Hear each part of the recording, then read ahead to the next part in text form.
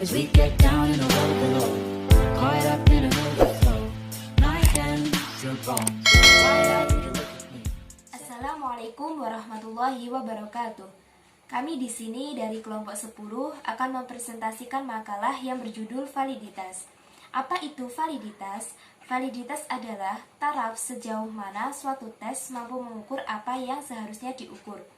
Suatu tes dapat dikategorikan bervaliditas rendah apabila hasil dengan tujuan pengukuran tidak sesuai.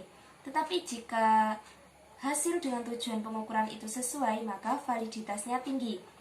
Sebagai contoh, seorang peneliti melakukan pengukuran data pada variabel A. Jika hasil variabelnya juga A, maka validitasnya tinggi. Tetapi sebaliknya, apabila data tersebut menghasilkan variabel A1 atau B, maka validitasnya dikatakan rendah.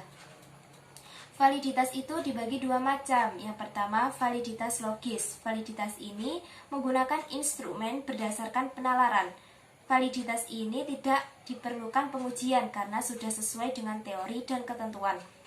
Validitas ini dibagi menjadi dua, yaitu validitas isi dan validitas konstruksi. Validitas isi yaitu validitas yang menunjukkan sejauh mana kerelevanan antara alat ukur dengan tujuan pengukuran. Sedangkan validitas konstruksi yaitu validitas yang menunjukkan sejauh mana kerelevanan antara alat ukur dengan konsep. Yang kedua yaitu validitas empiris.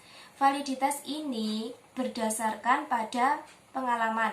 Validitas ini tidak memerlukan pengujian.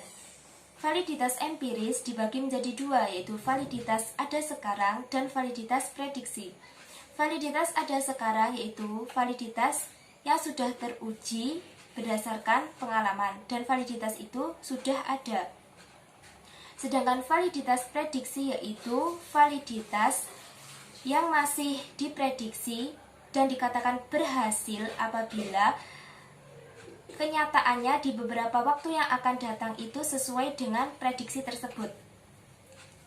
Dalam melakukan tes pada sebuah data, maka diperlukan alat ukur.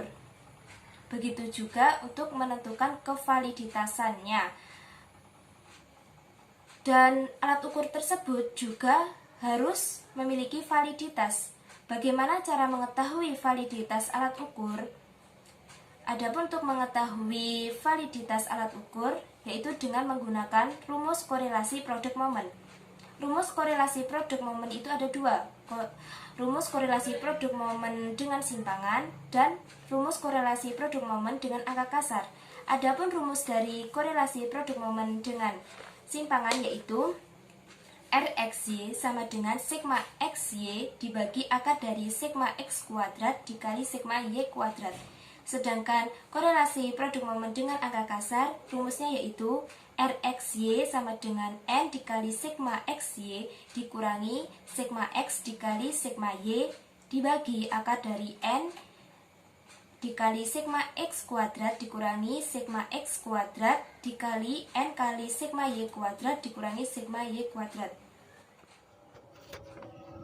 Bismillahirrahmanirrahim. Di sini saya akan sedikit menjelaskan tentang validitas butir soal.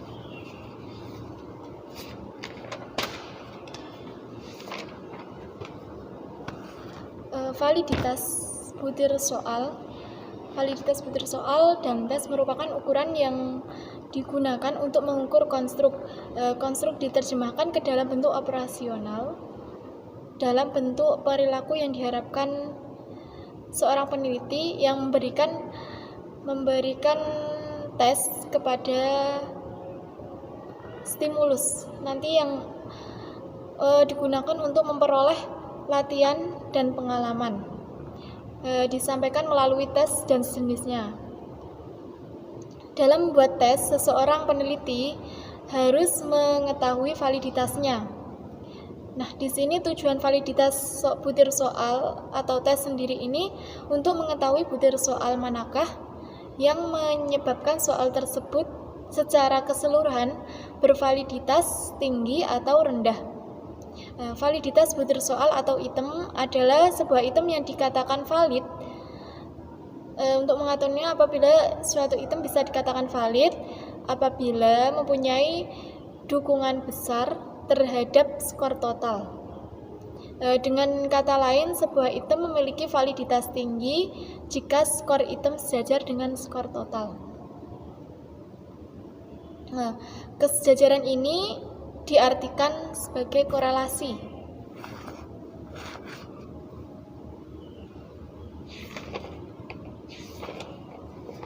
Ya, rumusnya bisa dilihat seperti ini. Baik, saya Milati Hanifah akan menjelaskan yaitu contoh soal validitas bahasa Arab atau bahasa asing. Ada beberapa komponen. Yang pertama, komponen utama mencakup informasi atau topik utama yang ingin disampaikan kepada siswa atau harus dikuasai oleh siswa. Yang kedua, komponen pelengkap mencakup informasi atau topik tambahan yang terintegrasi dengan bahan ajar utama atau topik pengayaan wawasan siswa,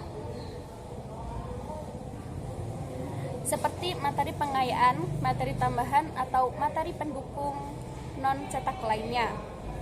Yang ketiga, komponen evaluasi hasil belajar mencakup tes dan non-tes yang dapat digunakan untuk tes formatif dan sumatif siswa selama proses pembelajaran. Mungkin cukup sekian dari kami. Wassalamualaikum warahmatullahi wabarakatuh.